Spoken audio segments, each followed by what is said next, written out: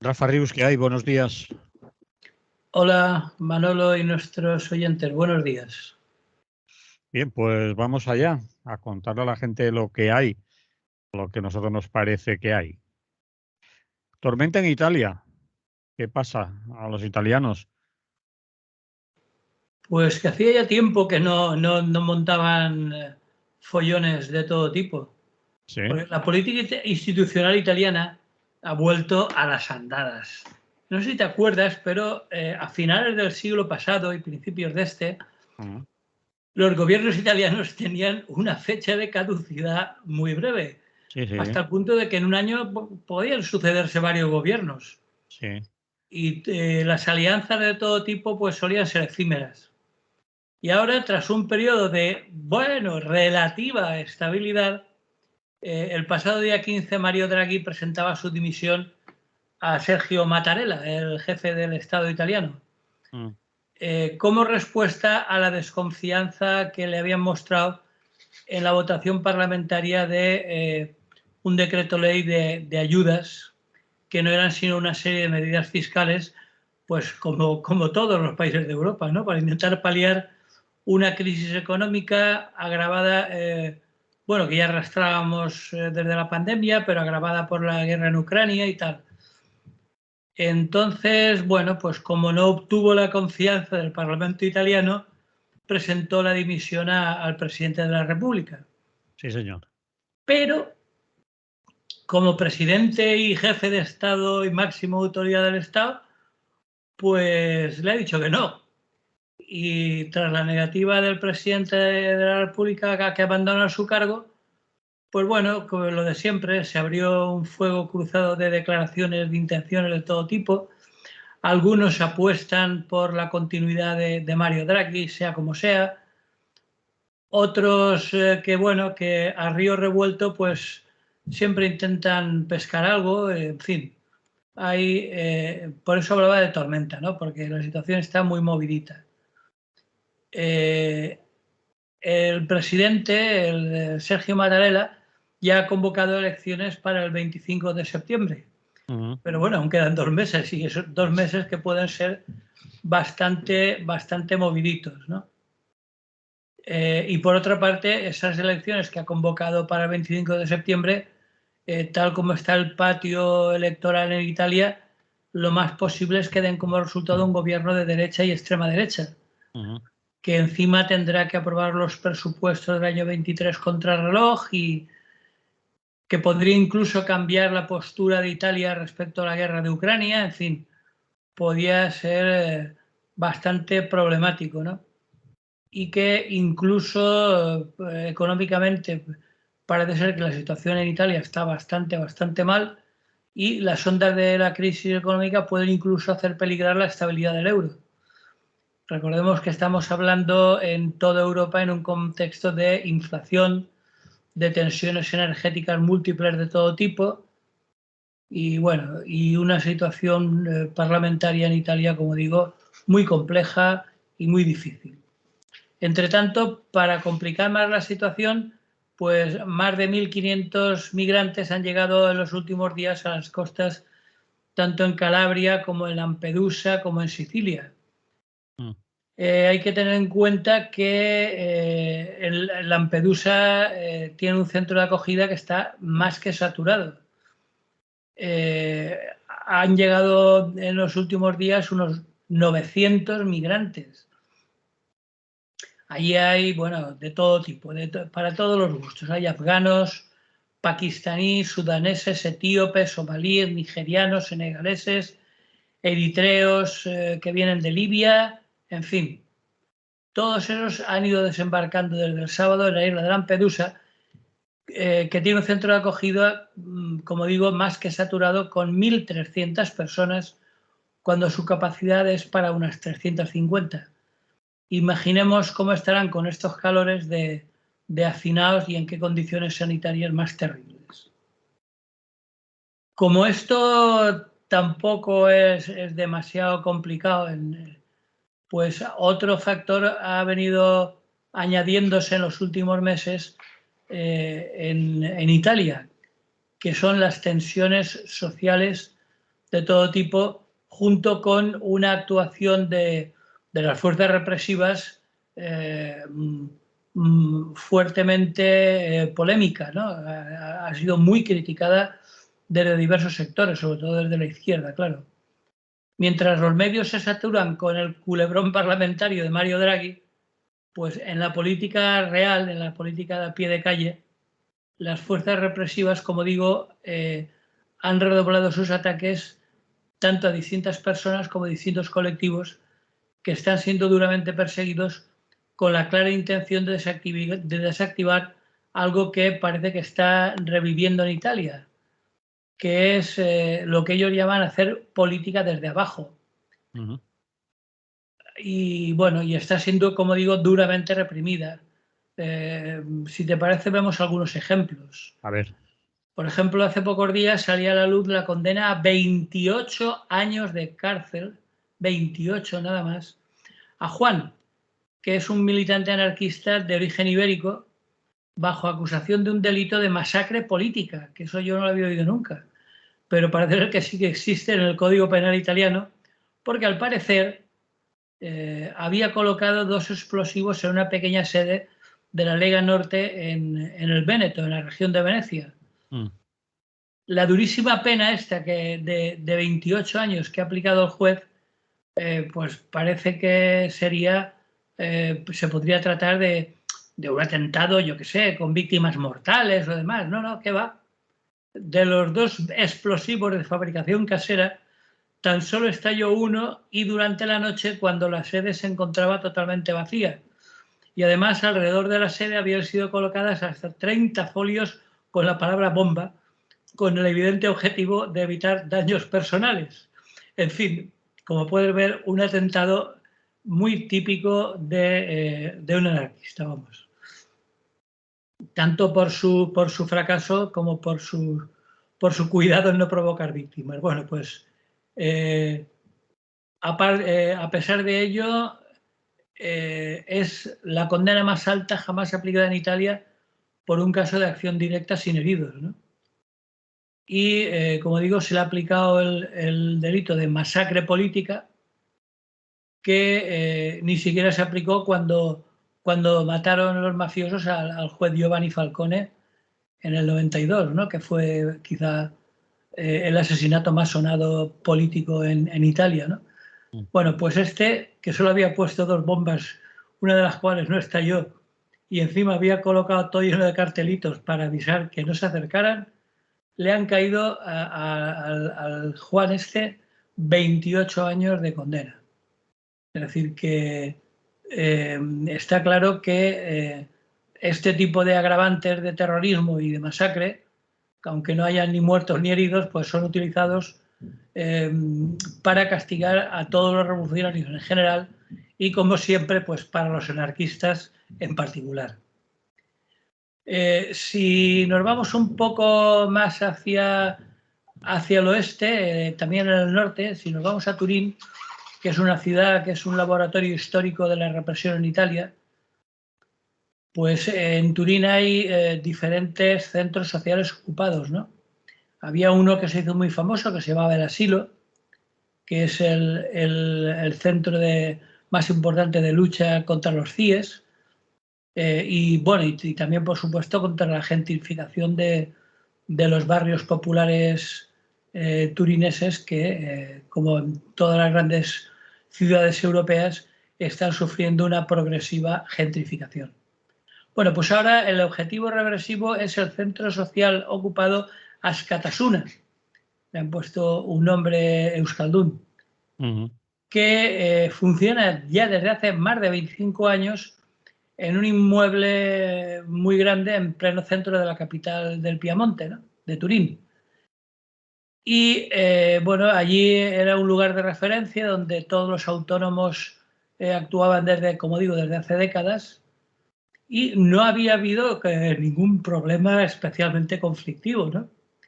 Bueno, pues ha habido una montaña de informes producidas por la sección política de la Policía Nacional Italiana que, bueno, esos informes incluyen miles de horas de escuchas, hasta que 91 militantes y activistas de este centro social ocupado, de Askatasuna, han sido imputados bajo la acusación de asociación subversiva. En fin, hay otros más. También en Turín hay uno que es el Espacio Popular Neruda. En fin, ha habido una ola de represión contra todos los centros sociales que estaban funcionando con toda normalidad y que no había habido hasta ahora ningún problema. Pero bueno, se ve que para desviar la atención de todo lo que hemos comentado al principio, de toda esa situación insostenible desde el punto de vista político que se está viviendo en Italia, pues como siempre, apagarlo siempre los mismos, ¿no? Porque además, claro, encima estos centros sociales tienen gente que es partidaria de practicar la acción directa revolucionaria, ¿no? Por ejemplo, ahora hay un proyecto y una lucha ciudadana muy fuerte contra la construcción de una línea ferroviaria de alta velocidad entre Turín y Francia, entre Turín y Lyon. Bueno, como evidentemente les molesta que se haga público y que se luche contra la alta velocidad, como allí no es como aquí, que nos dedicamos a manifestarnos, allí además de manifestarse, toman medidas de acción directa. Por lo tanto, cualquier método que se desvíe de lo que ellos llaman democracia, como en todas partes, democracia estrictamente estatal, claro, pues cualquier método que altere el normal funcionamiento o lo que ellos consideran normal funcionamiento del Estado se considera legalmente y con consecuencias penales como subversivo, ¿no? Entonces, bueno, pues ha habido, como digo, una fuerte represión y esa represión ha llegado incluso a los sindicatos. Ahora, por si les faltaba poco, en Italia hay una importante huelga general en el sector de la logística. Hay dos sindicatos en concreto, uno que se llama USB y otro SI Cobas, que son los sindicatos más combativos, sobre todo en el sector de la logística en los últimos tiempos. Bueno, pues han sido acusados y se incluye, en la acusación se incluye una lista interminable de lo que se llama en esa acusación hechos criminales. A ello, le llaman a eso pues a los piquetes, las huelgas, ocupaciones de almacenes, asambleas, o sea, cualquier cosa de ese tipo para ellos es un hecho criminal. Entonces, bueno, varios dirigentes sindicales han sido detenidos y puestos en arresto domiciliario. Distintas sedes de los sindicatos estos han sido registradas y, bueno, lo que parece ser que les molesta, según el sindicato este de USB, es que la logística es uno de los nodos centrales de la economía capitalista de nueva generación. Recordemos que la logística es la que permite la circulación de mercancías, que, como digo, es un nodo determinante de la cadena de valor capitalista, ¿no?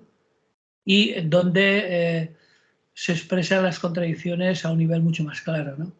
La explotación de la mano de obra, especialmente la mano de obra extranjera, mano de obra sensible al chantaje por las condiciones precarias en las que se encuentra, utilización sin ningún tipo de freno de contratas y subcontratas, en fin, nada que no conozcamos de sobra aquí en España, pero que en Italia, como digo, los conflictos son mucho más duros y por lo tanto la represión también golpea mucho más duramente, ¿no? Entonces, bueno, así están las cosas y habrá que esperar para ver si se produce lo que hemos llamado tantas veces un otoño caliente, que consiga alterar el orden presente de las cosas, o si después de las elecciones y el hasta cierto punto previsible triunfo de la derecha y la extrema derecha, pues se saldrán con la suya los intentos de desactivar las conciencias, que es lo que se está produciendo. En cualquier caso, aquí en España nos pasamos los días y los telediarios hablando del mucho calor. pero para verano caliente el que están teniendo nuestros vecinos italianos. Eso sí que es un verano caliente. Bueno, y ya se sabe el refrán. Cuando las barbas de tu vecino veas pelar, ya sabes. En fin, eso es lo que tenía que contar de Italia. No sé que tú quieras preguntar algo más. No, bueno, estamos pendientes de ese resultado electoral, pero será para después del verano. En cualquier cosa, de Italia, como decías al principio, no sorprende nada.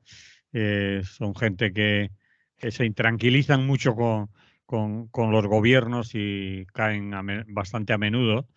Así que es propio de Italia, aunque últimamente estaban bastante más asentados, se podía decir. Sí, por eso ha sido una sorpresa lo de Mario Draghi, ¿no? Mm. Aunque evidentemente más sorpresa ha sido por lo inusual que resulta en España el que haya dimitido sin ninguna obligación. Aquí no se van ni con agua caliente, pero en fin, en Italia no pasa lo mismo. ¿Nos vamos a otro tema? Vale, Pues vamos a hablar de presupuestos para 2023. sí, es otra de las noticias de la semana. A Ha ver, iniciado su andadura. ya, Eh, y yo no estoy al tanto de cómo van las cosas en ese sentido. Cuenta.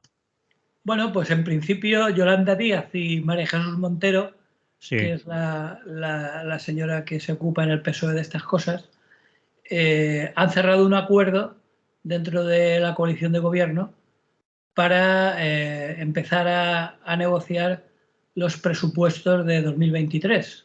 Mm, El PSOE y Unidas Podemos, como digo, han acordado unos presupuestos que suponen la máxima cifra de techo de gasto de la historia de este Estado, ¿no? mm. El Consejo de Ministros le ha dado luz verde esta misma semana y, bueno, empezará las negociaciones de manera formal para el desarrollo de los presupuestos generales de 2023. Entonces, bueno, pues eso, los equipos de la vicepresidenta segunda del Gobierno en representación de Unidas Podemos y del Ministerio de Hacienda en representación del PSOE, pues van a elevar el presupuesto hasta una cifra récord de cerca de 200.000 millones de euros, que, como decía antes, se trata de la mayor cifra de la historia, y eso que ya en los dos presupuestos anteriores del año 21 y 22 ya se habían batido récords. Porque parece ser que, bueno, yo tengo mi opinión al respecto, y es que eso está basado en dos cuestiones fundamentales, ¿no? En primer lugar, porque todo eso se ha dado en un marco de suspensión de reglas fiscales por parte de la Unión Europea para hacer frente a las diferentes situaciones que se han producido. En cualquier caso, recordemos que eso es fundamental, porque si no, habría un problema muy grave, ya que ya en 2020, antes de la pandemia, el déficit público en España ya superaba la cifra total del PIB, ¿no? Del Producto Interior Bruto. Es decir, que nos gastábamos más de lo que generábamos, ¿no? Bueno, o se gastaban, porque yo tampoco he visto muchos millones. Bien, entonces, bueno, con la irrupción de la pandemia, pues la Unión Europea en 2020 decidió que los Estados miembros podían hacer una especie de paréntesis temporal en aquello de los famosos hombres de negro y la austeridad a toda costa y demás, con sus sendas de consolidación fiscal. Y eso permitía de facto, pues, elevar el gasto y que así los gobiernos pudieran afrontar las consecuencias económicas provocadas por las primeras restricciones del COVID-19, ¿no? Esa suspensión de reglas fiscales se prolongó durante el año 2021 y España se acogió en 2021 y en 2022 en sus dos últimos presupuestos para elevar el techo de gasto, que, como digo, ya supuso en estos 2 años últimos un récord respecto a lo que se había gastado antes. Y bueno, se acabó la pandemia, o al menos eso dicen, y ahora el virus se llama Putin. el pasado mes de mayo la Comisión Europea propuso a sus estados mantener las reglas fiscales en suspensión también durante el 2023 y en todo caso reactivarlas en 2024. Debido a que, pues eso, como lo que tantas veces nos han repetido y todos sabemos, ¿no?, que la Unión Europea considera que las consecuencias económicas de la guerra de Ucrania y la consiguiente subida histórica de los precios de los distintos productos energéticos, pues hacen imposible obligar a los países a mantener su deuda por debajo de unos límites concretos, con lo cual la deuda, como digo, puede subir, en fin, lo que haga falta. Entonces, bueno, pues con la prórroga de la suspensión de la ortodoxia fiscal europea que habíamos vivido estos años, sino que se lo cuenten a los griegos, pues España volverá a tramitar para el 23 unos presupuestos que no se van a preocupar tanto por la cuestión del déficit, ¿no? En cualquier caso, es totalmente legal. La suspensión de las reglas fiscales ya se contempla en la Constitución española y también en algunas leyes, como la Ley de Estabilidad, pero que en cualquier caso precisa la aprobación del Congreso. Entonces, bueno, pues tendrá que empezar a negociar junto con el contenido de los presupuestos los apoyos parlamentarios necesarios para conseguir la mayoría absoluta de los miembros del Congreso, que es lo que hace falta para darle la luz verde. En fin, veremos si cuando desaparezcan las medidas de excepción en 2024, después de estos 3 años de descontrol, la situación pueden llegar a controlarla, ¿no? Pero claro, en 2024, bueno, es como diría don Juan Tenorio, ¿no? ¿Cuán largo me lo fiáis? Porque en el contexto económico capitalista actual ya sabemos que se caracteriza por su volatilidad. Es decir, lo que hoy está claro, mañana puede no estarlo. Nadie puede prever lo que sucederá mañana. Pero, de todas formas, como es para 2024 y antes hay unas elecciones legislativas, como en 2024 habrá otro gobierno, pues ese otro gobierno ya se apañarán. Hombre, lo das por hecho de que va a haber otro gobierno. Hombre, aunque sea Del mismo color. de un gobierno de progreso, que dicen ellos, pero será otro. Vale. Aunque su presidente siga siendo el compañero Sánchez, cosa que no está nada clara, pero bueno. Cuando llegue el momento ya haremos la porra y apostaremos al respecto. Pero en cualquier caso, lo que sí que es obvio, que decía aquel, es que cuando se vuelva a la senda del control del déficit público, ya habrán pasado las elecciones y habrá otro gobierno que es el que tendrá que lidiar con un aumento del gasto insostenible, aunque bueno, hay que tener en cuenta que ese aumento de gasto que se ha producido ligeramente superior a los 2 años anteriores se produce en un contexto donde ha subido mucho la fiscalidad. Es decir, eso hay que tenerlo en cuenta. A muchas empresas la crisis sanitaria, incluso la guerra de Ucrania, les ha ido muy bien. No a todas, evidentemente, pero ha habido algunas que, como en todas las situaciones de crisis, han salido muy beneficiadas. Y también hay que recordar que, bueno, la cifra de contratos y el número de empleos ha subido también bastante en estos últimos años, lo cual quiere decir que también hay más cotización a la seguridad social y, por lo tanto, más dinero público. En cualquier caso, bueno, pues cuando los veamos en detalle, que eso lo iremos viendo de aquí hasta su aprobación, pues ya analizaremos las distintas partidas de estos presupuestos y veremos si desde nuestro punto de vista es un gasto que procede o no procede. Ya lo iremos viendo, si te parece. Sí, porque estamos muy lejos de todo ello, ¿no? De que concluya, Sí, de que se negocie, de que se nos vayan filtrando cosas, etcétera. Falta mucho tiempo. Hombre, en principio lo de esta semana ya era un primer paso, pero un primer paso que no estaba nada claro.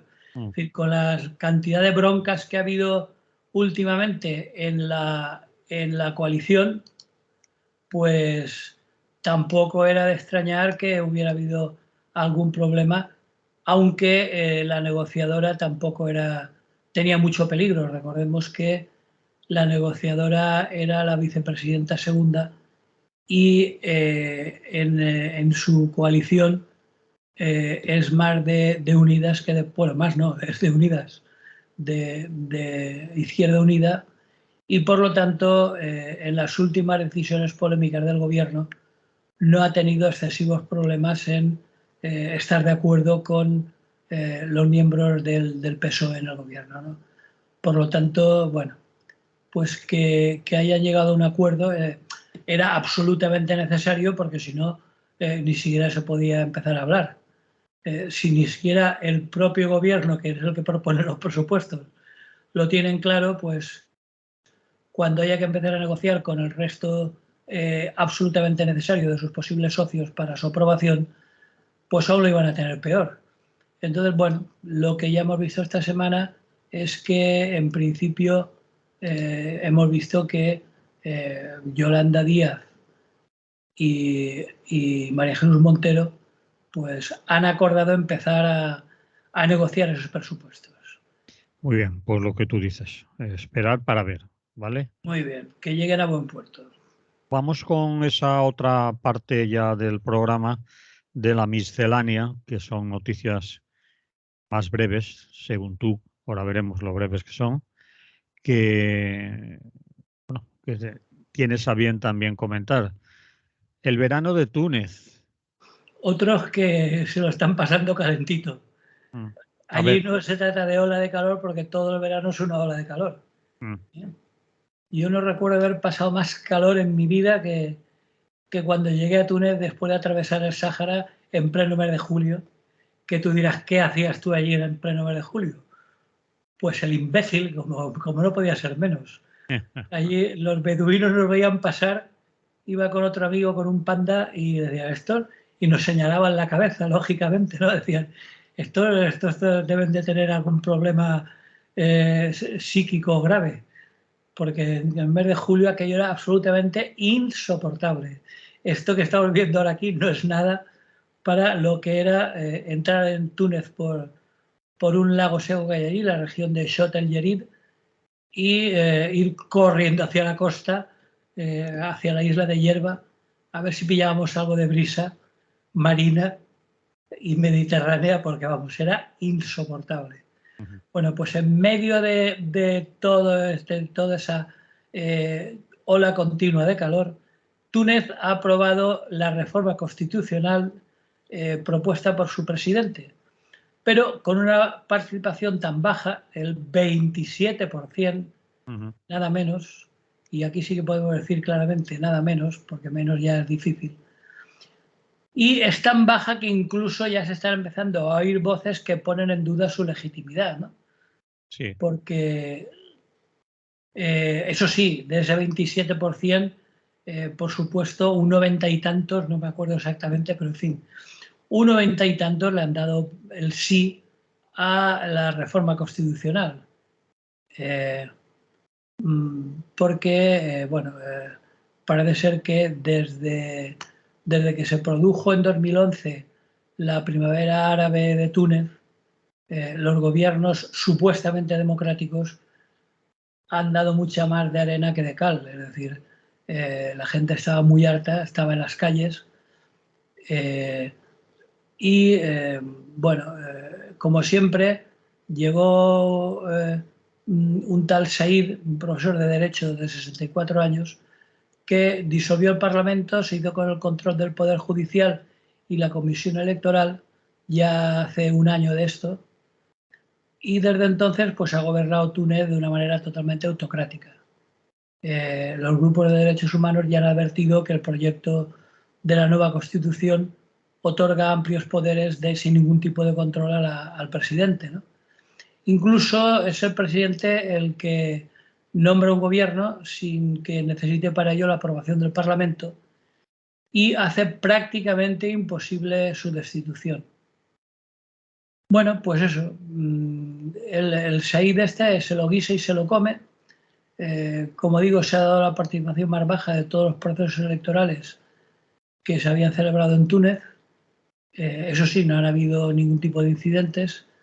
Era algo parecido a lo que pasaba aquí en tiempos de Franco. La represión sería tan fuerte que no hacía falta ni siquiera llevarla a sus extremos.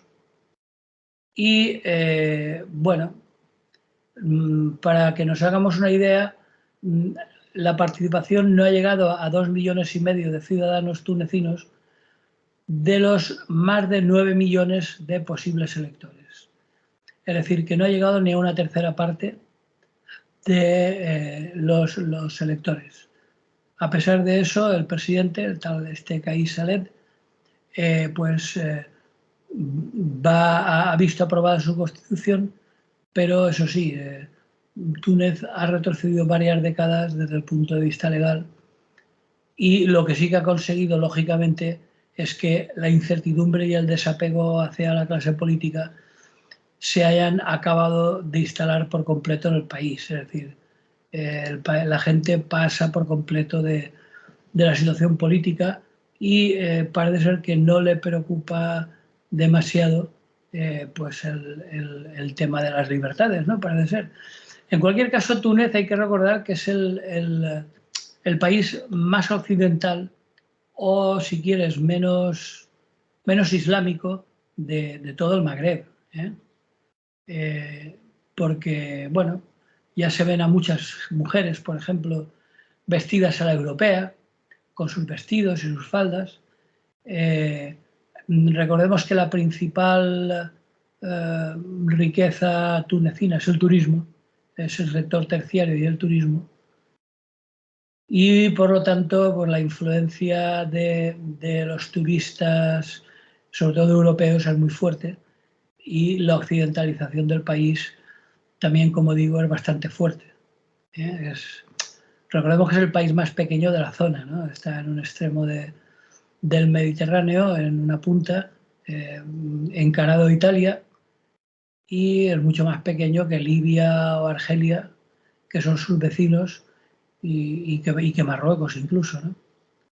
Entonces, bueno, pues no da mucha confianza la nueva constitución, porque el tal Kais Saied va a gozar todavía más de plenos poderes, un sistema ultrapresidencialista, y no hay ningún tipo de contrapoderes, ni siquiera de separación de poderes. Es decir, si él controla no solo el Ejecutivo, porque nombra el gobierno, sino también el Legislativo, porque no pinta nada, aunque no lo apruebe el Legislativo, él puede gobernar por decreto, y el Judicial, por el de temer que lo tendrá en sus manos. Entonces, bueno, digamos que no es que sea muy parecido a un régimen dictatorial, es que es una dictadura, vamos. Ni más ni menos. Entonces, bueno, pues tienen previstas celebrar elecciones parlamentarias en diciembre, pero con esta constitución, pues el tal Kais Saied, de cara a las elecciones, que no servirán de mucho porque el Parlamento lo manejará él, pues llegará un momento en que tendrá más poderes que un faraón, o que un califa de los de la Edad Media, o que en la época otomana el gobernador de Túnez, que era el cargo era el de bey. Pues eso, una especie de vuelta a la Edad Media en pleno siglo XXI. En fin, veremos cómo acaba la cosa. Bien, pues a esperar también. No se me ocurre nada que... Recordemos que lo tenemos muy cerca, Túnez está muy cerca de las costas de Alicante y Almería y Murcia. Decía que no se me ocurre nada que preguntar, porque habrá que esperar. De todas maneras, Túnez tiene, has hablado tú de represión, pero da la sensación de un país más tranquilo. Quizás porque tenemos también mucha menos información de lo que allí sucede internamente y tal, ¿no? Hombre, mucha, no, ninguna. Es Ningún. decir, yo esto lo he buscado porque me gusta pasearme de cuando en cuando por páginas internacionales, consultar las páginas de Francia, Inglaterra, de Italia, etcétera, y ahí te enteras de cosas que aquí no es que lleguen ni poco ni mucho, es que no llegan directamente. Entonces... El resultado del referéndum y del referéndum, la poca participación, sí que habían dado la información, pero no sabemos pormenores ni política del país, ni tenemos una información habitual en los medios de comunicación sobre Túnez. Bueno, sí, sobre muchos países más, ¿no? Pero sobre Túnez en particular. Ya, pero yo esperaba que los países del Magreb, que son que como mínimo son vecinos nuestros, ¿no?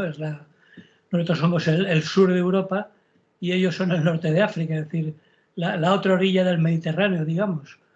Pues era de esperar que por buena vecindad simplemente que hubiera algo más de comunicación y de información. Pues no.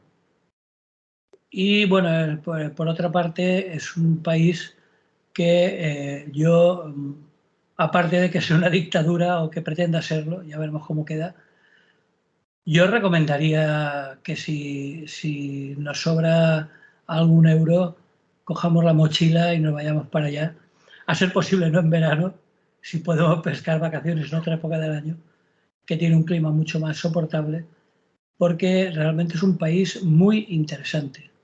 Es un país que está de lleno dentro de la historia universal desde la antigüedad. Es decir, allí muchos pueblos de Europa han pasado por allí. Recordemos que a las afueras de la capital está Cartago, que todos si recordamos de la escuela, las guerras púnicas aquellas de Aníbal y Asdrúbal, que iban a conquistar Roma, hasta que en la última batalla fueron derrotados y dijeron aquello de Delenda es Cartago. Bueno, pues a las afueras de la capital, que por cierto es donde está también el Palacio Presidencial, como no podía ser menos, están las ruinas de Cartago, que incluye un bonito puerto, también en ruinas, y que está todo lleno de chiquillos que se tiran al agua y te salen con una moneda cartaginesa, que te venden a buen precio. Bueno, y como última curiosidad, por si a alguien se le ocurre ir, hablaba de que hay una isla pegada a la costa que se llama la isla de Hierba, que como podemos ver, la palabra es totalmente española, Hierba. De hecho, el puerto de Hierba se llama Puerto España. Y durante los Austrias, y no recuerdo si ahora, creo que ya con los Borbones ya no, pues era un puerto que estaba en poder de España. Está cerca de Sicilia, que Sicilia recordemos que hasta el 19 sí, a Nápoles y Sicilia eran de dominio español. Bueno, pues la isla está de Hierba, una isla pequeña que es toda prácticamente un palmeral, es preciosa, y era el centro logístico de lucha contra la piratería turca, que en aquel momento era la que se hacía todos los convoys que navegaban por el Mediterráneo. Bueno, pues una isla muy interesante, un país lleno de ruinas cartaginesas, romanas, etcétera.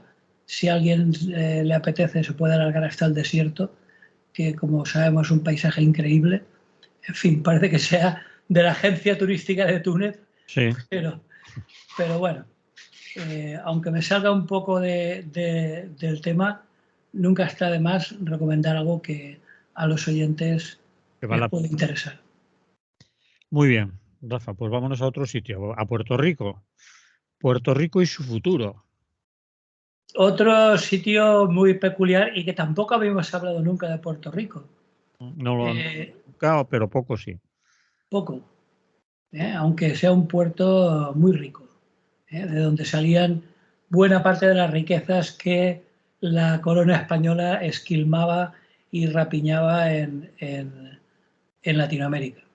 Bueno, pues lo saco a relucir porque la Cámara de Representantes de Estados Unidos este jueves pasado dio a conocer el borrador de un proyecto que, de convertirse en ley, para lo cual evidentemente tiene que ser aprobado, impulsaría la celebración de un plebiscito sobre el estatus de Puerto Rico, que, bueno, de aquí un año y medio casi, el 5 de noviembre del 23.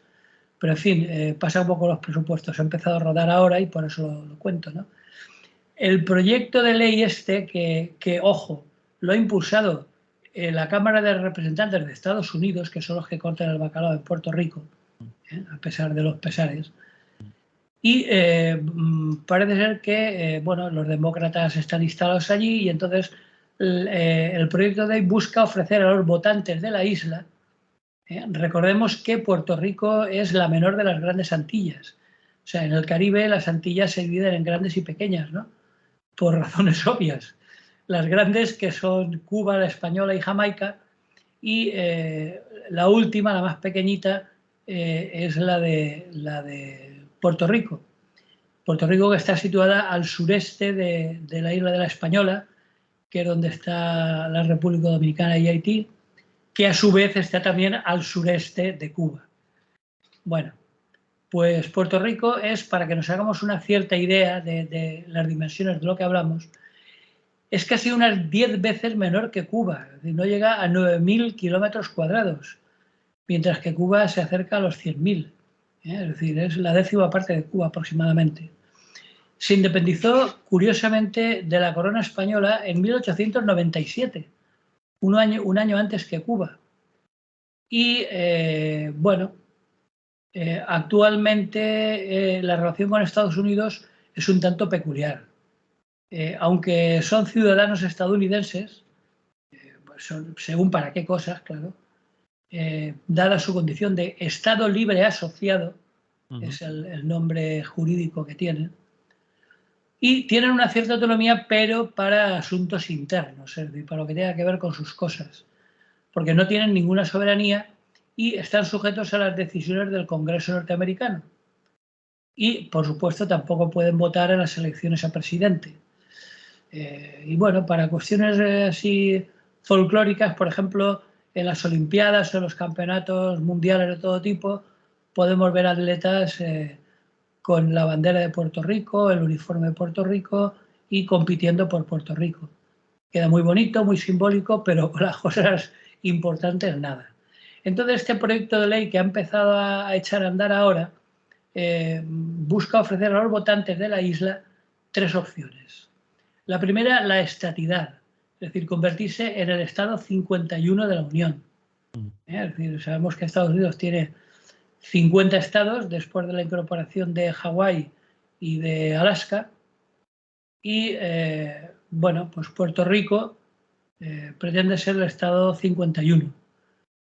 Los que defienden eso, que parece que es la mayoría, dicen que, bueno, que si están Alaska y Hawái, que están mogollón de más lejos de Estados Unidos que Puerto Rico, que al fin y al cabo está muy cerca, pues que ellos quieren ser el Estado 51 de la Unión.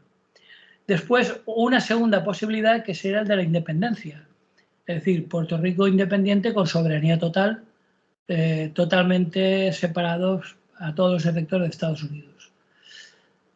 Y la tercera, que es, bueno, la soberanía en libre asociación, que sería, pues eso, seguir como hasta ahora.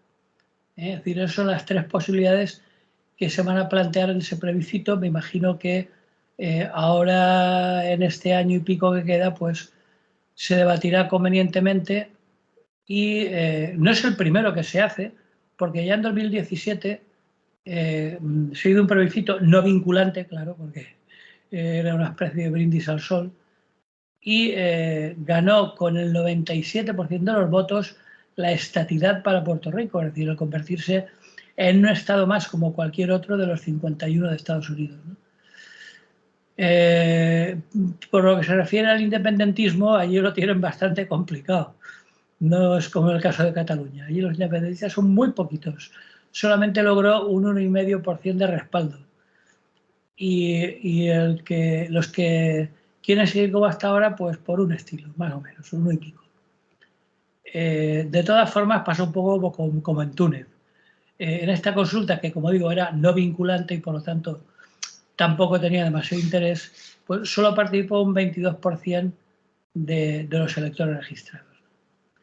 Entonces, bueno, pues curiosamente las formaciones políticas, curiosa y lógicamente, se dividen en las 3 opciones que se presentan, ¿no? Está el Partido Popular Democrático, que defiende seguir como hasta ahora, es decir, la libre asociación como opción política. El Partido Nuevo Progresista, que es el que defiende la integración plena como Estado 51, y el PIP, el PIP, que es el Partido Independentista Puertorriqueño, que es el que está por la tercera opción, que es la independencia total. Es curioso que en Puerto Rico tienen una gran pasión, diría yo, independentista, pero solamente en el ámbito cultural y lingüístico, claro, como parte de la cultura. Es decir, allí el español, es decir, el castellano, no hay manera de que el inglés se apodere. Recordemos que hay lugares como Filipinas, por ejemplo, que obtuvo la independencia más o menos por la misma época, finales del 19, y rápidamente el inglés se apoderó de Filipinas, de tal manera que hoy en día, a pesar de que creo recordar que hay un instituto Cervantes por allí o algo de eso, pero prácticamente el castellano ni se habla y el inglés ha ocupado totalmente las Filipinas. Bueno, pues en Puerto Rico no han podido. Puerto Rico hay una gran resistencia a abandonar su lengua madre, en este caso el español, que no sé qué tiene de madre, pero bueno. Incluso se llega hasta el punto de que en Nueva York, que tiene una gran población puertorriqueña, es digamos la ciudad donde más puertorriqueños hay, es muy frecuente el oír hablar castellano y a pesar de estar integrados en una sociedad claramente angloparlante, pues siguen manteniendo la lengua castellana como lengua de comunicación entre ellos, ¿no? Es decir, tienen muy fuerte sentido independentista desde el punto de vista cultural, sus costumbres, sus tradiciones, la música, Ricky Martin, etcétera, pero desde el punto de vista político tienen claro que quieren ser el Estado número 51. En fin, esa es la situación. Y para acabar, comentar una cosa que me parece que es muy importante. Según el Banco Mundial, la economía de Puerto Rico tiene altos ingresos, hasta el punto de ser uno de los mayores ingresos de las no pertenecientes a la OCDE. Y bueno, la convierte en la única nación de América Latina en alcanzar ese elevado nivel de industrialización y bienestar económico, teniendo el ingreso per cápita más alto de la región. Pero, como todos sabemos, la macroeconomía no tiene que ver nada con la microeconomía, puesto que después de reconocer que tiene el ingreso per cápita más alto de toda la región caribeña y latinoamericana, está claro, como tantas y tantas veces hemos repetido, que las cuentas per cápita tienen trampa, porque no todas las cápitas gozan de la misma renta.